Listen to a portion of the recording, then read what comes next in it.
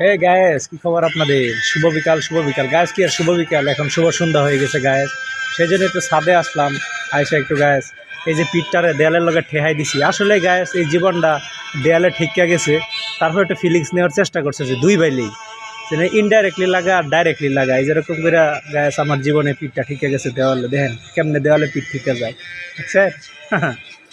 এটাই গায়েস, দেয়ালে পিঠ ঠেকে যাওয়া গায়েস। এটা আপনাদের বুঝতে হবে, জানতে হবে, শিখতে হবে। কিচ্ছু করার নাই, যখন দেওয়ালে পিঠ থেকে যাবে তখন আপনার এভাবে এখান থেকে এভাবে উঠে এসে উঠতে হবে, বুঝতে তাই। তারপর আপনার চলে যেতে হবে এরকম সবুজ প্রকৃতির ভিতরে। এই দেখেন কি সুন্দর আম গাছ।